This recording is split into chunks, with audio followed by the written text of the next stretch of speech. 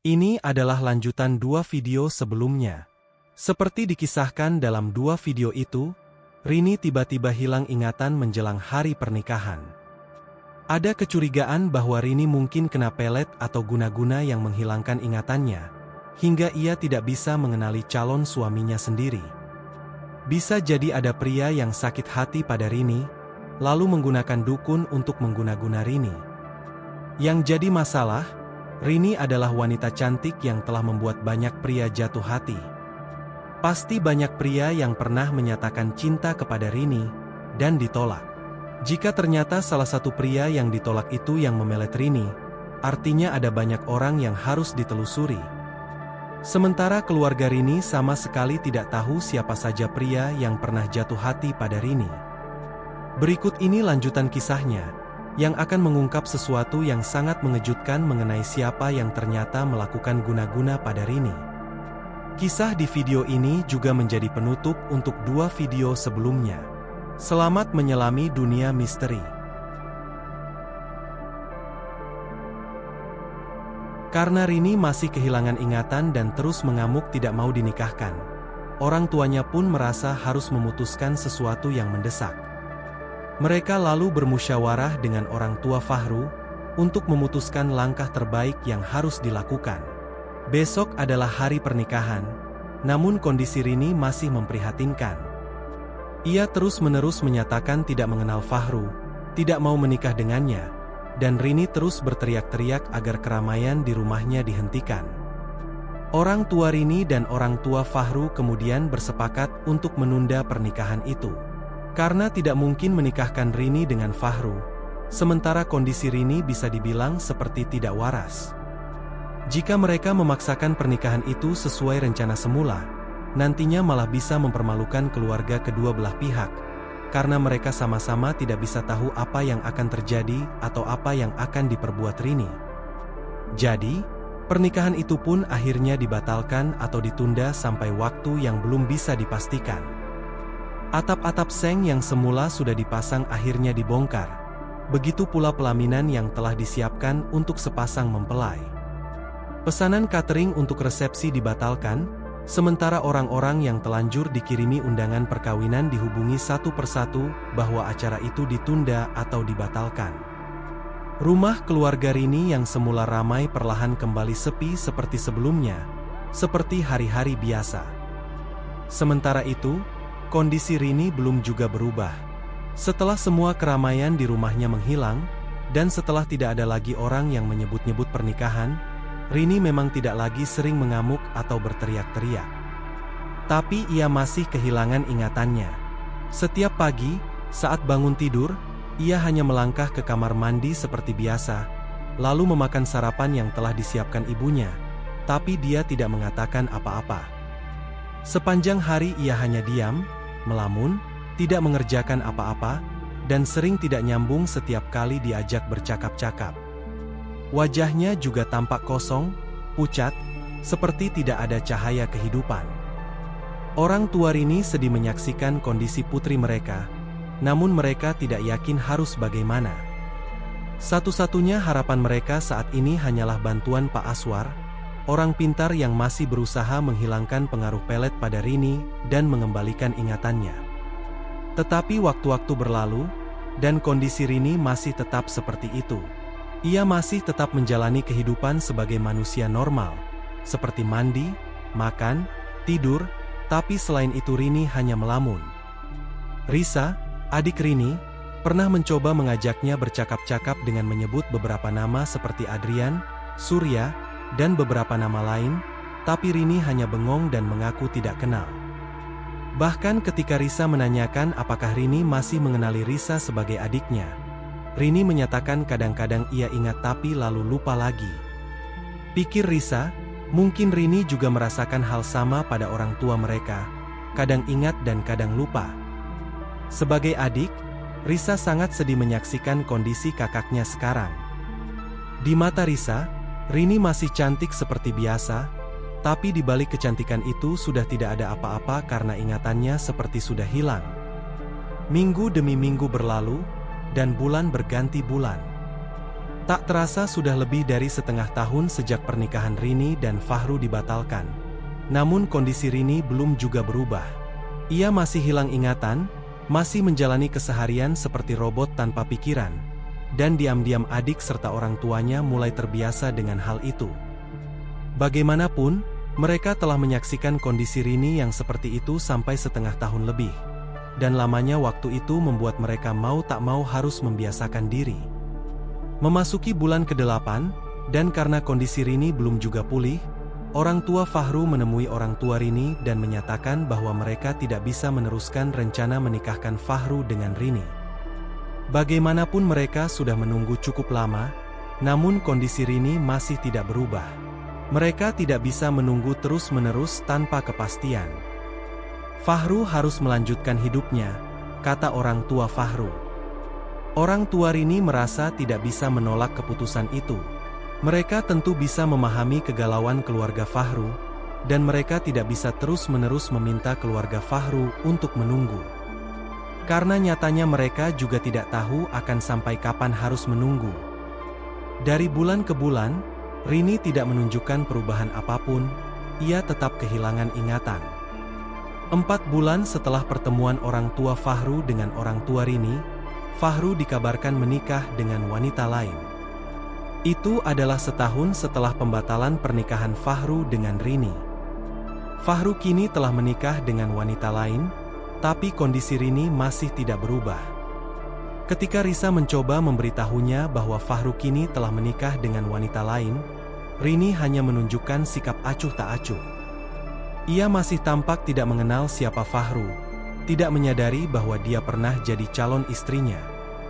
Suatu sore, ketika ayah Rini pulang dari kerjanya, ia bertemu Hazmi, tetangga yang dulu mengantar keluarga Rini dan keluarga Fahru untuk menemui orang pintar bernama Pak Aswar. Ayah Rini menanyakan apakah upaya yang dilakukan Pak Aswar sudah mengalami kemajuan. Sebelumnya, ayah Rini memang pernah minta tolong Hazmi agar sewaktu-waktu Hazmi menemui Pak Aswar untuk melihat perkembangan yang terjadi. Hazmi mengatakan, sewaktu-waktu ia memang kadang menemui Pak Aswar di kediamannya. Namun Pak Aswar mengaku belum mengalami kemajuan besar, karena lawan yang harus dihadapi sangat berat. Sepertinya mereka masih harus bersabar. Ayah Rini pun mengucapkan terima kasih pada Hazmi atas bantuannya selama ini. Waktu-waktu kembali berlalu, dan bulan demi bulan terus berjalan. Tak terasa, sudah 1,5 tahun Rini kehilangan ingatan. Selama waktu-waktu itu, keluarga Rini sebenarnya sudah mencoba melakukan segala upaya untuk menyembuhkan Rini.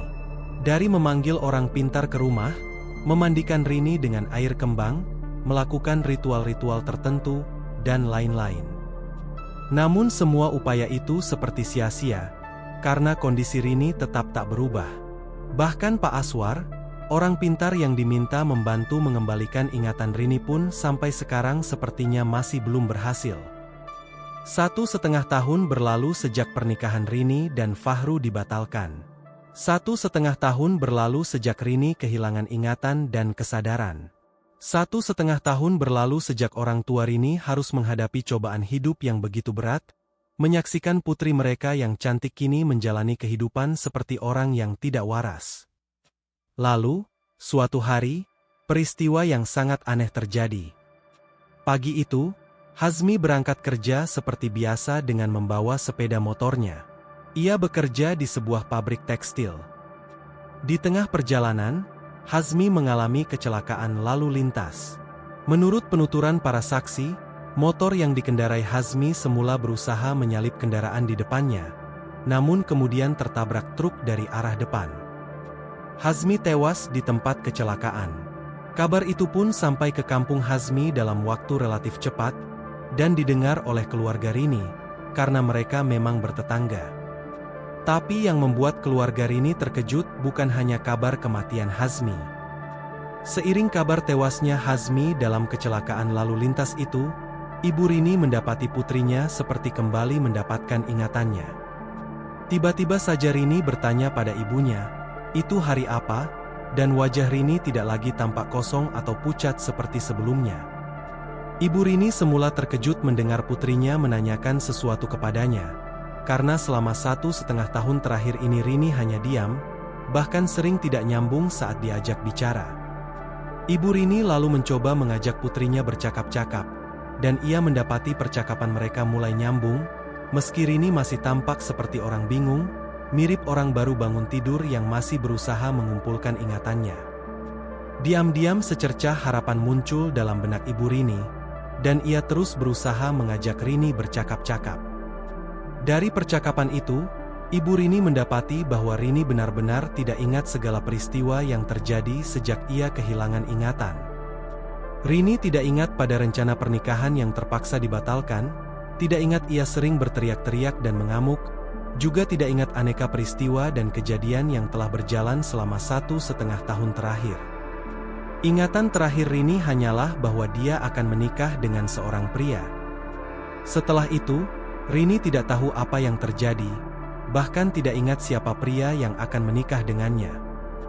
Berdasarkan pengakuan pada ibunya, selama 1,5 tahun itu Rini merasa seperti menjalani kehidupan di ruang kosong yang tampak buram. Ia lupa pada segala hal, sering bingung saat melihat orang-orang lain, termasuk anggota keluarganya sendiri, dan tidak bisa mengingat orang-orang lain. Sejak itu pula, Rini yang dulu telah kembali. Wajahnya kembali bersinar hidup, tidak pucat seperti sebelumnya. Dia bisa diajak bercakap-cakap dengan lancar, dan Rini telah kembali mengenali orang-orang di sekelilingnya. Hanya satu hal yang membuatnya sangat terkejut, yaitu fakta bahwa dia telah menjalani hidup tanpa ingatan selama 1,5 tahun. Sampai 3 hari setelah itu, Rini tetap waras seperti orang-orang normal umumnya. Ingatannya benar-benar telah kembali seperti semula, dan ayah Rini lalu terpikir apakah mungkin Pak Aswar sudah berhasil mengalahkan dukun yang membuat Rini kehilangan ingatan? 3 hari kemarin dia tidak ingat pada Pak Aswar, orang pintar yang pernah ia mintai bantuan, karena masih sangat gembira dengan kesembuhan putrinya. Kini dia teringat pada Pak Aswar, dan merasa perlu menemuinya untuk mengucapkan terima kasih. Mestinya, ayah Rini akan mengajak Hazmi untuk bersama menemui Pak Aswar, karena dulu Hazmi yang memperkenalkan ayah Rini dengan Pak Aswar. Tapi kini Hazmi telah meninggal akibat kecelakaan lalu lintas. Ayah Rini lalu memutuskan untuk mendatangi kediaman Pak Aswar bersama Dodi, salah satu tetangganya. Ketika ayah Rini dan Dodi sampai di kediaman Pak Aswar, mereka mengetuk-ngetuk pintu sampai lama, tapi tidak ada orang yang membukakan. Salah satu tetangga Pak Aswar lalu menghampiri mereka, dan memberitahu kalau Pak Aswar terlihat pergi 3 hari lalu, dan sepertinya belum pulang sampai sekarang. Menurut tetangga itu, Pak Aswar terlihat membawa banyak barang, dan sepertinya akan bepergian ke tempat jauh atau sampai lama. Pak Aswar tinggal sendirian di rumahnya, jadi rumah itu pasti kosong. Ayah Rini dan Dodi pun pulang. Mereka berdua sama-sama berpikir kalau mungkin Pak Aswar telah berhasil mengalahkan dukun yang mengirim pelet kepada Rini, sehingga bisa mengembalikan ingatan dan kesadaran Rini sepenuhnya. Ayah Rini pun berpikir akan mengucapkan terima kasih jika nanti Pak Aswar sudah pulang dari bepergiannya. Hari-hari berganti, dan Rini telah menjadi Rini yang seutuhnya, yang memiliki ingatan normal, bisa menjalani keseharian dan aneka kegiatan dengan wajar, berinteraksi dengan orang-orang lain di dalam dan di luar rumah. Pendeknya sudah benar-benar pulih dari kehilangan ingatan yang pernah dialaminya. Sementara itu, Risa diam-diam merasa aneh dan bertanya-tanya terkait pulihnya kondisi Rini. Kenapa kakaknya tiba-tiba sembuh? Bertepatan dengan kabar tewasnya Hazmi akibat kecelakaan?